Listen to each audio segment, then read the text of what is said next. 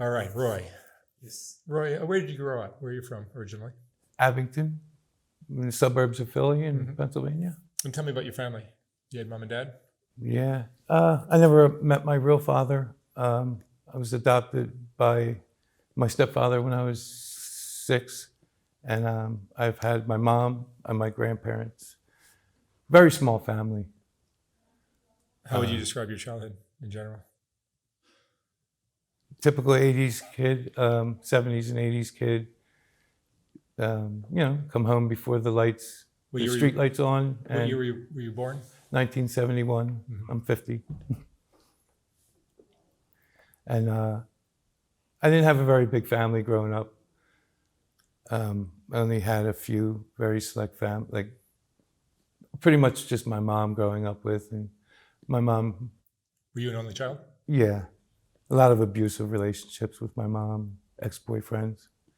But thank God my stepfather that adopted me never abused me. So nothing ever happened to you? No, not family. Not family. In the family, thank God. How about outside the family? Yeah, I was abused. I was molested. I was raped by some people that lived down the street that I was friends with. I guess their nephew. How old were you? I was 7 or 8, 7 years old, 8 years old. Back then we ran around the streets. It was it was safe, right? It was in the 80s, so it was a different time. We were allowed to run around the streets, and as long as we came home, we were supposed to. Everything was fine. It was a different time. Yeah. What kind of kid were you in high school? Very misunderstood. ADHD, not paying attention, not really getting in trouble, just not paying attention, not doing my work and stuff. Not able to apply yourself towards school? Yeah, I didn't really try very hard. ADHD is a hard thing for a lot of people to understand. Yeah, it is. Yeah, very much. They didn't have the medications they have today. And even if they did, it wouldn't have, I don't know that it would have worked. Seeing my outcome, becoming an adult. I remember as a kid when having, when I had a cold or whatever, which was often because I remember liking cough medicine when I was a kid. As young as like 7 years old. Do you think that's just in your DNA? I believe so. My mom was addicted to meth when I was born.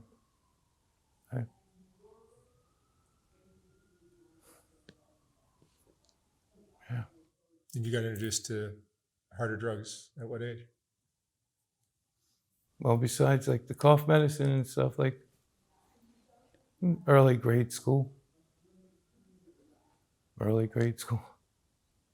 Not by choice, of course. Who turned you on to that? A friend that actually died of a heroin overdose in Kensington. I remember a kid, Brian, a very good friend of mine when I was a child. I miss him dearly.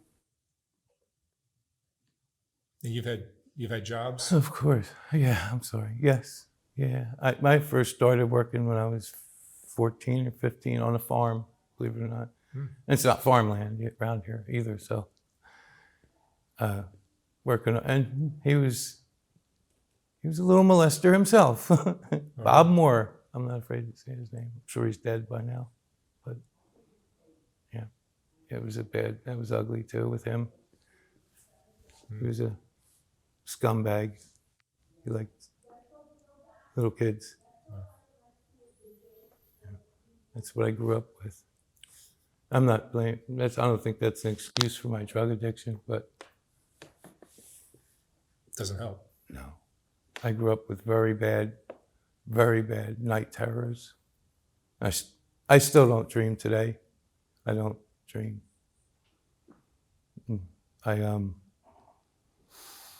When I was a kid, I remember waking up, having really bad night terrors to where I didn't even know what the dreams were about. I just remember waking up, crying my eyes out, my parents bear hugging me, trying to get me to stop running around the house.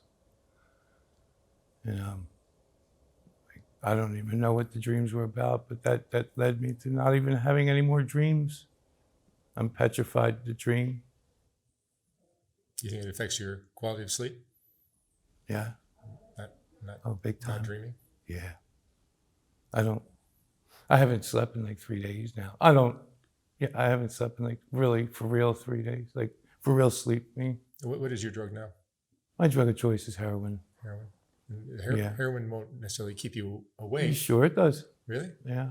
I guess it's called the paradox effect. I don't nod out from heroin. Unless, Is that because you're ADHD? I don't know.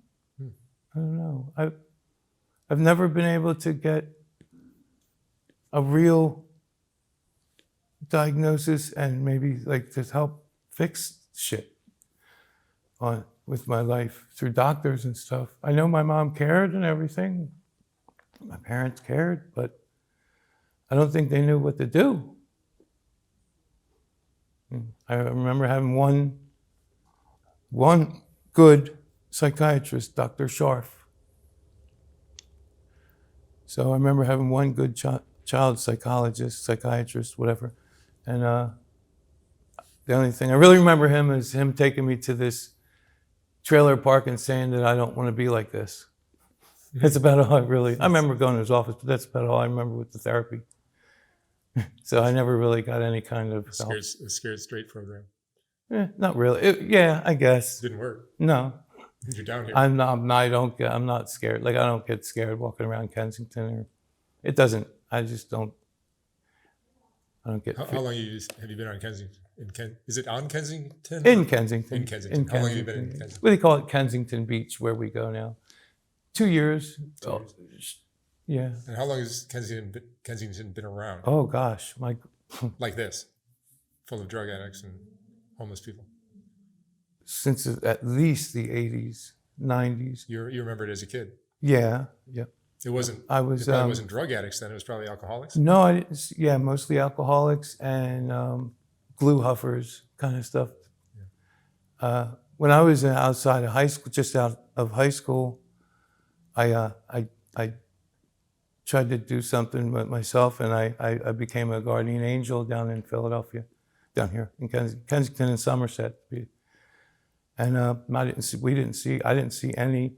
Might have heard about crack addicts, crackheads and stuff, but I've never seen. There was never any heroin addicts or anything like that. It was not the way it is now. Yeah. Nothing. Frankfurt Ave and Kensington Ave, Allegheny. That was all a lot of shopping.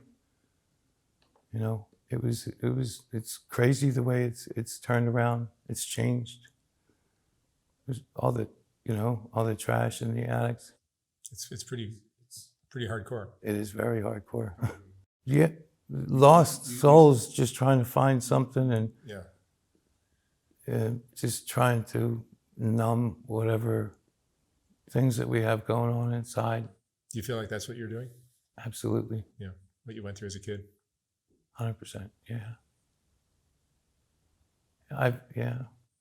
Even though your stepdad was a good guy, it sounds like. He was a decent guy.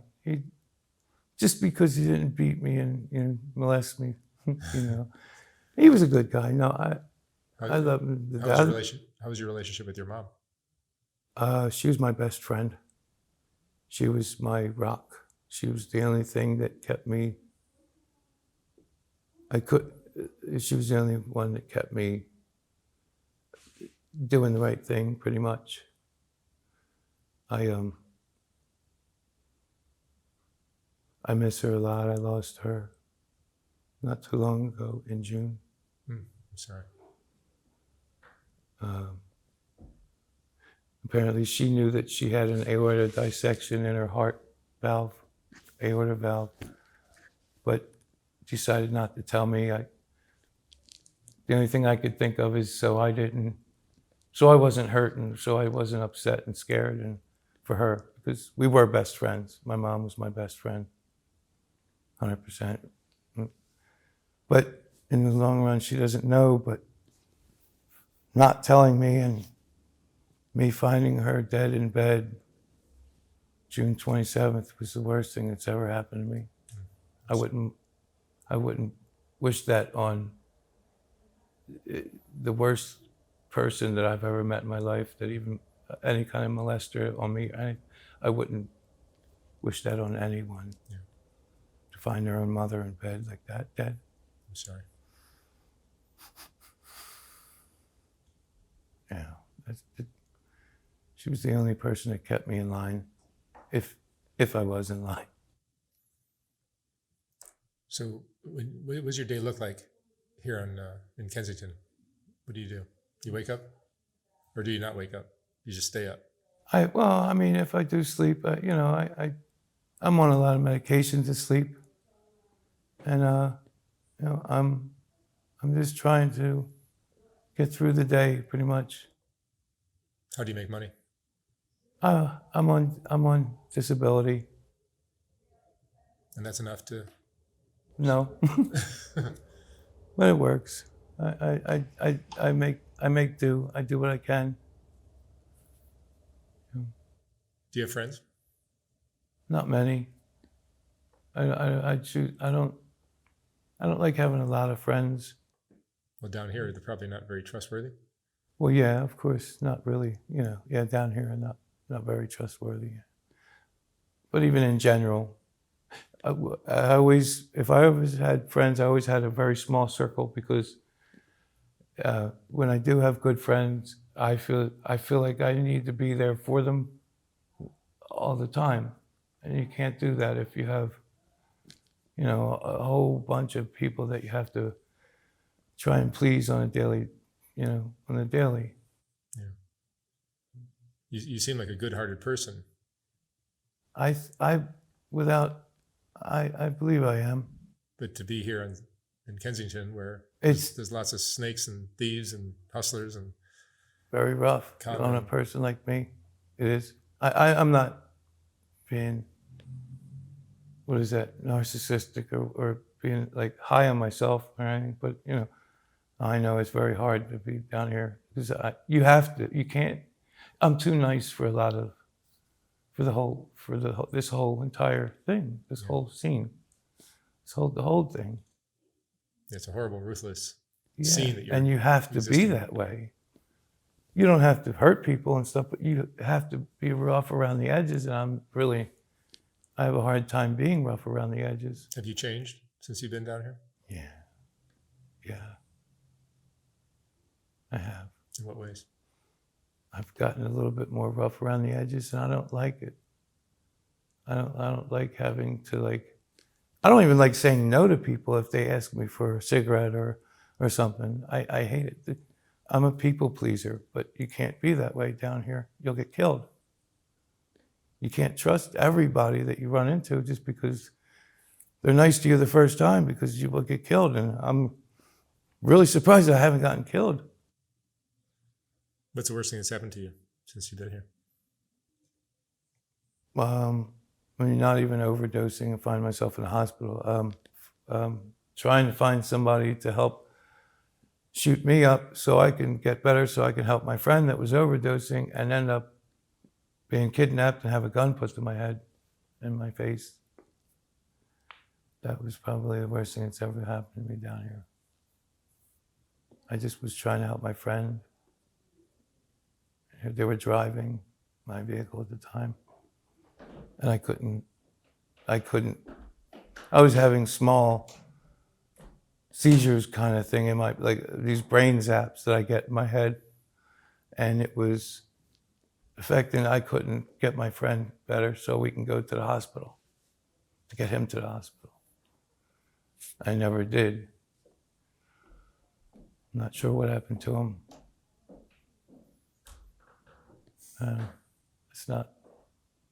I don't take that lightly. I have to on the outside, but it's very hard on the inside.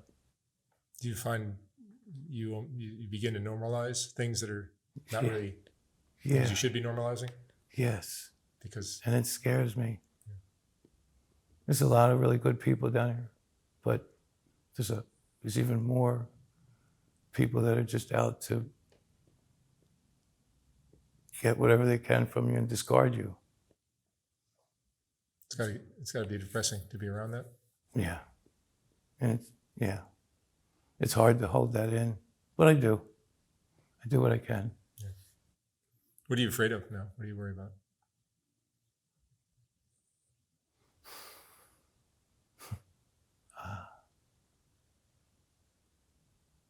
I'm afraid of my daughter.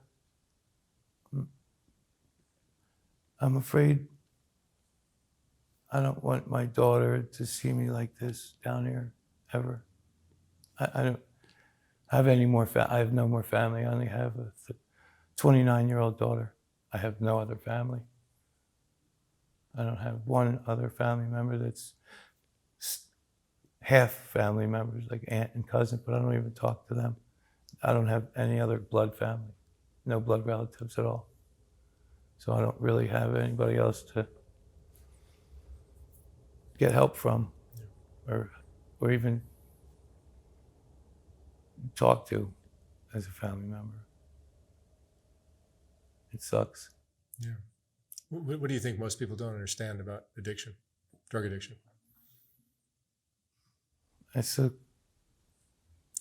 not something you can just quit. Exactly. My drug of choice being heroin. It's Heroin, now fentanyl? Yeah, that's exactly right. There is no more heroin. It's just easier to call it that. But yeah, it's fentanyl and mostly xylazine. This is a tranquilizer.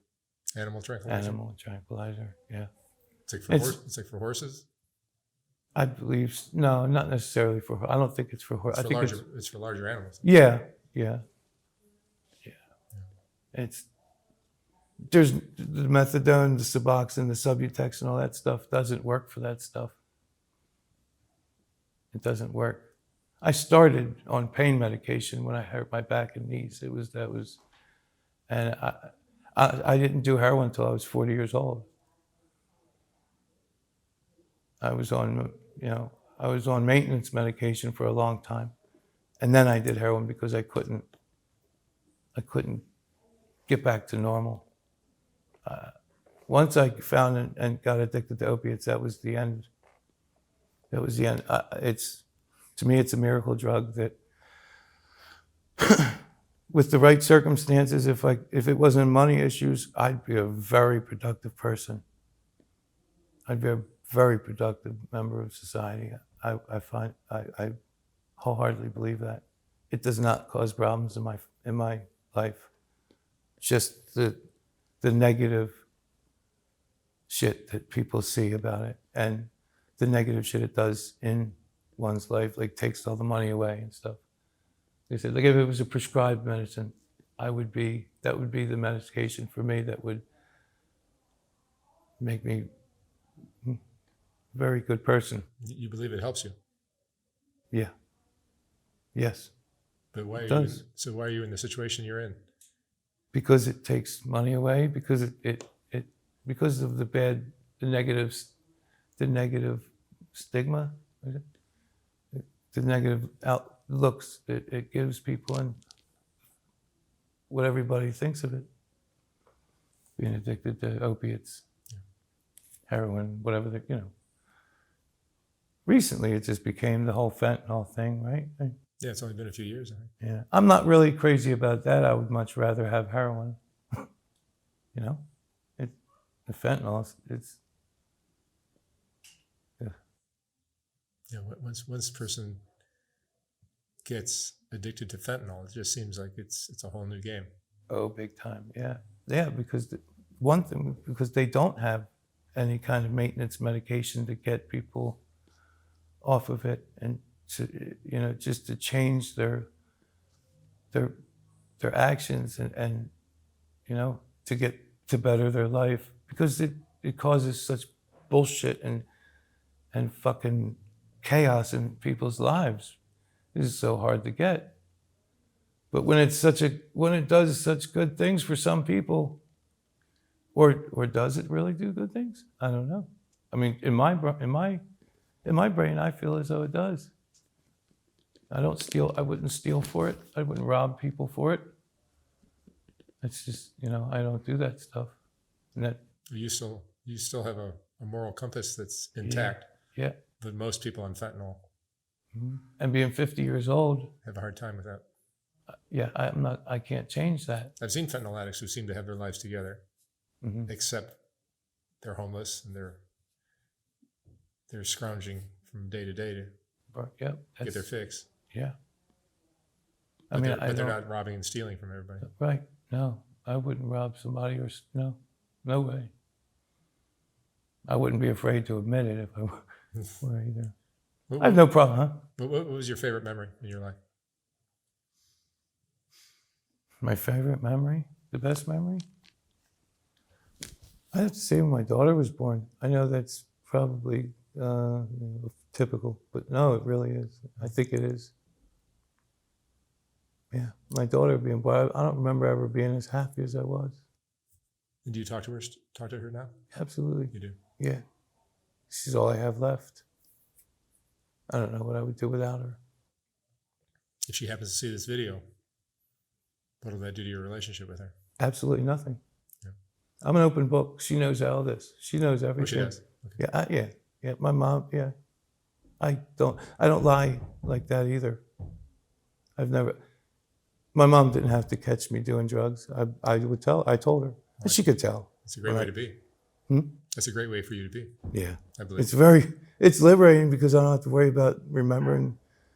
No, it's easier to heal too. Yeah. Once all your stuff is on the table. Yeah, and I keep it on the table, especially with my family, close friends. It'll be easier for you to make a change one day. Yeah. I believe people can make a change one day.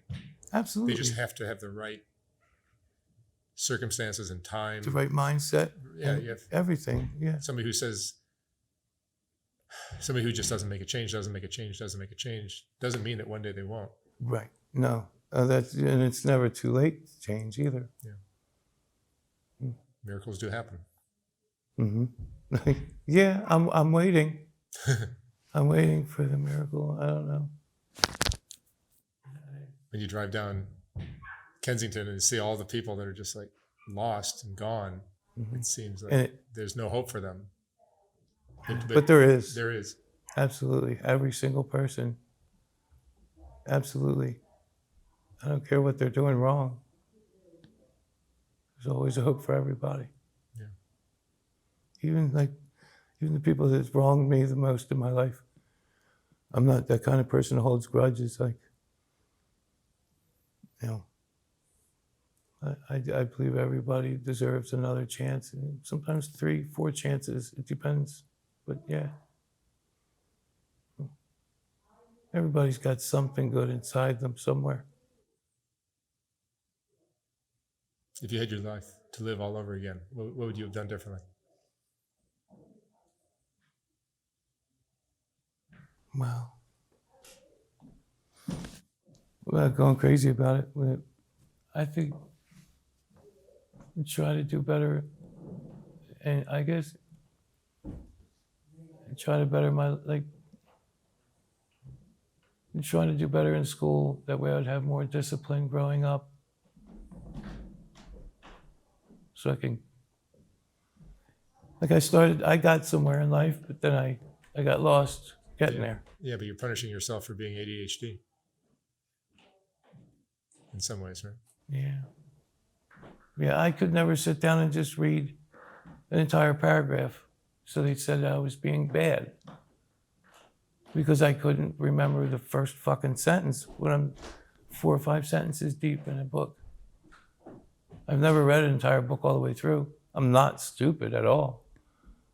But I can't keep track of it. There was no audio books when I was a kid. Yeah, must have been hard. They just put me in the special education classes and forgot about it. Must have been hard to grow up in a time when people didn't even know. Yeah. There was no ADHD. You were just stupid. Yeah. Yeah, and I was called stupid by from teachers. Yeah. I remember that. But then you didn't go home, and there was no suing your teachers. I didn't run home and tell all my teachers. I felt like that was okay. That's how they think of me. I guess that's how I am. Not, a dummy, whatever. But I don't think that now. I guess. You have other strengths, I've learned. Yeah. People that are ADHD have other strengths that are just not conventional strengths that will get you through school with good grades. And Yep. I saw this thing one about somebody with the worst ADHD. They say they play online games. They could sit there and focus on one game for 8 hours straight, not even look away. But they can't sit down and write a paper, and that's me. I walked out on a GED class because I couldn't do the big paper where you write a whole bunch of stuff about just a certain subject. The essay or whatever. Mm-hmm. This is a 500-word essay. I walked out on it because I was too embarrassed and I couldn't do it. I felt like I couldn't do it. I got my GED, ended up, but I was by the skin of my teeth and from jail. It's a shame because they do have other strengths that are there. They just need to be brought out and used in the right way. And understood. I think a lot of ADHD people were just never understood. So yeah, especially when I was younger, because it didn't even really. They just called me hyperactive. I had hyperactivity, and I was on this Feingold diet where I couldn't have red dyes. I couldn't have I could only have Breyer's ice cream, Reese's peanut butter cup, weird stuff, and it didn't do a fucking thing. Didn't do a damn thing. I don't know what happened from then till now. I do, but I don't understand how they've figured out so much that maybe this stuff, maybe they did know about it, but I'm on the East Coast where the West Coast was doing all this. Everything came out first over there and then came here. I don't know. But I wish they would have figured out more stuff when I was a child, when I was a kid. Little shit running around. Roy, what would you say is the most important lesson you've learned in your life? In 50 years. Wow. Well, I would say that to never go to sleep mad. To never go to sleep mad at anybody that you care about.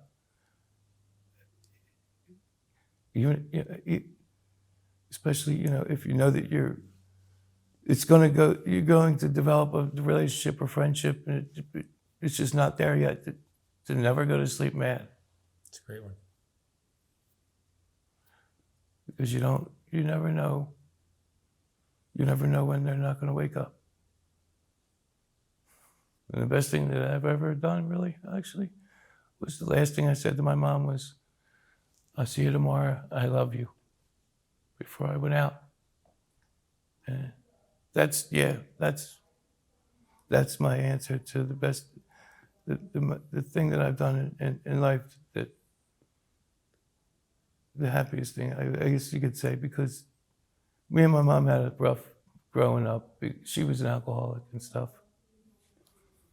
So we had a lot of arguments because she was very argumentative when she was drunk, but we weren't arguing then, and that I couldn't be. I'm just very thankful that we weren't arguing then about some stupid her being drunk. I miss her so much, my mom. My life has fallen apart since June. Bad. So I don't know what to do without her. I really don't. She spoiled the shit out of me because she felt like that was her job. That's the only thing that's the best thing that she could do for me. was to spoil me, but it was the worst thing. Because I don't know what to fucking do without her. I don't know how to do stuff. I don't know how to live life.